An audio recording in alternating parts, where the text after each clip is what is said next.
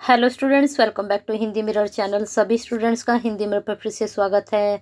अभी जो कंटेंट लेकर आए हैं, श्रीदेव सुमन उत्तराखंड यूनिवर्सिटी के आजकल एग्ज़ाम चल रहे हैं और उस एग्ज़ाम में माइनर इलेक्टिव का आपका पेपर रह चुका है, जिसमें माइनर इलेक्टिव में अलग अलग सब्जेक्ट के आपके अलग अलग कोर्सेज़ के माइनर इलेक्टिव लगे हुए हैं, जिसमें एक माइनर इलेक्टिव आपका जो बीएससी हिंदी व्याकरण हम लेकर आए हैं। अगर आपके पास हिंदी व्याकरण है माइनर इलेक्टिव में सेकंड सेम की मैं बात कर रही हूँ। अगर सेकंड सेम में आपका बीएससी हिंदी व्याकरण है या आपने पेपर बीए में भी ले रखा है माइनर इलेक्टिव हिंदी व्याकरण, तो आपके लिए यहाँ पर क्वेश्चन बैंक ये लेकर आए हैं और यहाँ पर 10 से 15 तक जो क्वेश्चंस लिए गए हैं, सारे क्वेश्चंस अकॉर्डिंग टू सिलेबस हैं आपके। और इस सिलेबस में से हमने जो भी क्वेश्चंस आपके बनाए हैं, सभी क्वेश्चंस इम्पोर्टेंट हैं और कुछ क्वेश्चंस यहाँ पर प्रीवियस क्वेश्चन पेपर था आपका सेमेस्टर वाइज, जब पहले सेमेस्टर चलता था वहाँ से कुछ क्वेश्चंस आपके तैयार किए गए हैं। तो देख लीजिए इनको, बने रहिए हिंदी मिरर के साथ। अभी तक सब्सक्राइब नहीं किया है तो सब्सक्राइब कर लीजिए, बेल आइकन हिट नहीं किया तो कर दीजिए, क्योंकि आने वाले जो वीडियोज़ हैं वो तभी आपको मिल पाएंगे, उनका बेनिफिट्स आप तभी उठा पाएंगे जब आप हमसे कनेक्टेड होंगे। तो लाइक कर दीजिए और शेयर कर दीजिए, क्योंकि आपके शेयर करने से ये जो हिंदी व्याकरण पेपर है और ये जो पेपर है आपका माइनर इलेक्टिव पेपर है, इस चीज़ का भी आप ध्यान रखिएगा, ठीक है।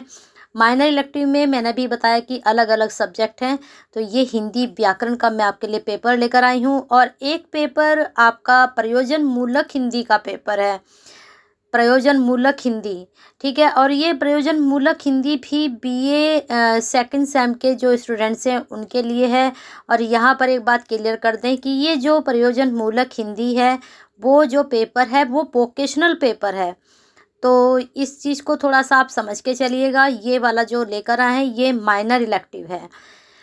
क्लियर हो गया। चलिए प्रश्न आपको बता देते हैं कौन कौन से प्रश्न हमने उठाए हैं आपके पेपर के लिए। भाषा की परिभाषा लिखते हुए उसकी विशेषताओं का विवेचन कीजिए। एक चीज़ और बता देते हैं, आपका जो 30 में जो पेपर होने वाला है वो आपका पोस्टपोन्ड हो चुका है। बाकी अभी तक कोई नोटिफिकेशन वेबसाइट पर नहीं आया है, लेकिन आपके जो कॉलेज हैं उनके थ्रू आपको मैसेज मिल चुका होगा। 30 और 31, क्योंकि रक्षाबंधन का थोड़ा डाउटफुल था तो शायद वो पेपर आपके चेंज हुए हैं, मैं भी चेंज हुए हैं, मैं भी बिल्कुल श्योर नहीं हूँ। बाकी आप अपने कॉलेज या जो भी आपके कोऑर्डिनेटर हैं उनसे आप कांटेक्ट कर सकते हैं। चलिए दूसरा क्वेश्चन है आपका, व्याकरण का महत्व स्पष्ट करते हुए भाषा और व्याकरण के संबंध पर प्रकाश डालिए। जितने भी 10 से 15 क्वेश्चन हमने लिए हैं, यहाँ से आपके 100% क्वेश्चन जरूर बनेंगे, तो थोड़ा ध्यान से देखिएगा।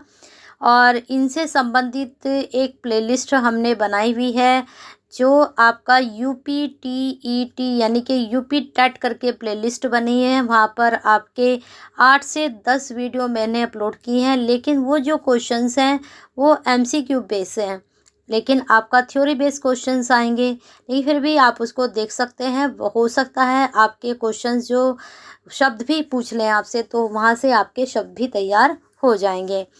नेक्स्ट है, क्रिया की परिभाषा देते हुए उसके भेद लिखिए। तो क्रिया की परिभाषा देनी है और उसके कितने भेद हैं उसके बारे में आपको यहाँ पर बताना है। नेक्स्ट क्वेश्चन है, शब्द का अर्थ स्पष्ट करते हुए शब्द और पद में अंतर, यहाँ पर थोड़ा ये रह गया है तो अंतर लिखिए। शब्द का अर्थ स्पष्ट करना है और शब्द और पद में क्या अंतर है, दोनों का आपको बताना है। संज्ञा की परिभाषा और उसके भेद सो उदाहरण स्पष्ट कीजिए। अब जैसे संज्ञा की आपने परिभाषा दे दी, उसके 3 भेद हैं या 5 भेद हैं, आपको बताने हैं। अब जैसे अगर एक भेद आपका व्यक्तिवाचक संज्ञा है, थोड़ा आपको समझा देते हैं। तो 100 उदाहरण का मतलब व्यक्तिवाचक में क्या आ जाएगा, जैसे आपकी गंगा आ गई, महात्मा गांधी आ गए, नेहरू आ गए, या फिर इस तरह से आपका जवाहरलाल नेहरू आ गए। तो इस तरह से ये क्या होते हैं, ये व्यक्तिवाचक संज्ञा होती है। जातिवाचक संज्ञा में जैसे मनुष्य आ गया है, चिड़िया आ गई है, ठीक है, तो ये क्या होंगे, ये आपके जातिवाचक होंगे। नेक्स्ट क्वेश्चन है, स्वर और व्यंजन में अंतर स्पष्ट कीजिए। अब यहाँ पर हमने सिर्फ स्वर और व्यंजन का अंतर पूछा है। हो सकता है इस तरह का क्वेश्चन आपके शॉर्ट में बन जाए। उपसर्ग और प्रत्यय किसे कहते हैं? उपसर्ग और प्रत्यय में अंतर बताइए। विकारी और अविकारी शब्द किसे कहते हैं? शब्द विचार के माध्यम से समझाइए, क्योंकि शब्द विचार के माध्यम से ही विकारी और अविकारी के बारे में आपको बताना है। नेक्स्ट क्वेश्चन है, वर्ण किसे कहते हैं? वर्णों के वर्गीकरण के माध्यम से स्पष्ट कीजिए। वर्ण किसे कहते हैं? वर्ण कितने होते हैं? वर्णमाला वर्गीकरण कैसे करना है? एक आपका जो है क वर्ग है, ठीक है, फिर आपका च वर्ग है, तो उसके हिसाब से पूरी सारणी अगर आप बनाकर आते हैं तो आपको बहुत अच्छे नंबर डेफिनेटली मिलेंगे। नेक्स्ट क्वेश्चन है, स्वर किसे कहते हैं? ऊपर हमने पूछा था स्वर और व्यंजन का अंतर बताइए। अब यहाँ पर हमने पूछा है स्वर किसे कहते हैं और यहाँ व्यंजन भी आप ऐड कर लेना। व्यंजन किसे कहते हैं? परिभाषा देते हुए उसके भेदों को समझाइए। दोनों के भेद भी आप तैयार कर लीजिएगा ज़रूर। अब जैसे स्वर में कितने भेद हैं? 3 भेद हैं। तो इस तरह से आपको ह्रस्व स्वर, दीर्घ स्वर, प्लुत स्वर, इस तरह से आपको सारा ये पढ़कर जाना पड़ेगा एग्जाम में। नेक्स्ट क्वेश्चन है, विराम चिन्ह किसे कहते हैं? विराम चिन्हों के प्रयोग का क्या महत्व है? हमने सारे क्वेश्चन जितने भी आपके सिलेबस में टॉपिक है वहाँ से हर एक टॉपिक से कोशिश की है कि आपके क्वेश्चंस हम सारे क्वेश्चन आप तक पहुँचाने की, कि जिससे आपकी तैयारी अच्छे से हो और सारे टॉपिक आपके कवर भी हो जाएं।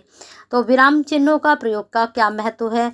अब सभी को पता है अगर विराम चिन्ह नहीं होंगे तो हमारा जो बोलने का तरीका है या लिखने का तरीका है, ना तो वो फ्लो में चलेगा, ना ही उसका जो है, अगर हम बिना चिन्हों के कोई बात लिख रहे हैं, कहीं हम क्वेश्चन मार्क नहीं लगा रहे हैं, कहीं हम कोमा नहीं लगा रहे हैं, या फिर हम जो हैं अब जो विराम चिन्ह होते हैं जिसमें आपका लाघव चिन्ह आता है, जैसे आप पूरा ये डॉक्टर लिखते हैं, लेकिन अगर हम ऐसे करके ये लाघव चिन्ह लगा देते हैं तो ये क्या होता है, ये शॉर्ट हो जाता है। अगर हम क्वेश्चन मार्क लगा देते हैं तो क्या हमें पता चलता है कि हमसे कोई क्वेश्चन पुटअप किया जा रहा है या क्वेश्चन पूछा जा रहा है। अगर ये नहीं होगा तो हमें पता नहीं चलेगा। तो इस तरह से आप सारा वहाँ पर एक्सप्लेन कर सकते हो। नेक्स्ट क्वेश्चन है, अर्थ के आधार पर शब्दों का वर्गीकरण कीजिए। तो अर्थ के आधार पर आपको यहाँ बताना है। इस चीज़ को भी ज़रूर देखिएगा कि रचना के आधार पर पूछे गए हैं, अर्थ के आधार पर पूछे गए हैं।